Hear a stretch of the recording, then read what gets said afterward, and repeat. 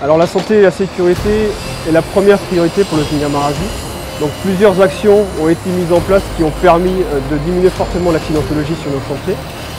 Premièrement, la mise en place de règles incontournables, avec notamment la suppression des échelles, le port obligatoire et permanent des différents équipements de protection individuelle, mais également l'interdiction de consommer ou d'introduire de l'alcool et des substances addictives sur nos chantiers. Ensuite, chacune des tâches doit faire l'objet d'une analyse de risque, d'un mode opératoire, et chaque compagnon doit être formé à ce mode opératoire. Je citerai enfin la mise en place dernièrement des chefs de manœuvre, qui sont des compagnons spécialement formés au guidage à la radio de nos grues pour sécuriser les opérations de levage. Ce sont des compagnons qui doivent prendre le recul sur l'opération de levage et parler avec le grutier à l'aide d'une radio pour pouvoir sécuriser l'opération de levage et s'assurer qu'il n'y a pas de risque durant ces opérations. Il y en a plusieurs, il y en a un pour chacune des tâches de levage.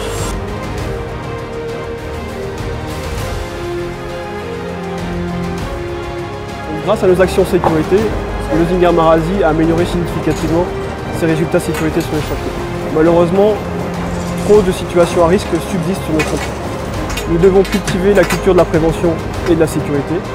Chaque collaborateur doit agir comme préventeur pour assurer la santé et la sécurité de ses collègues, mais également de ses partenaires temporaires et sous-traitants présents sur les chantiers. Effectivement, nos règles incontournables doivent être respectées sans exception.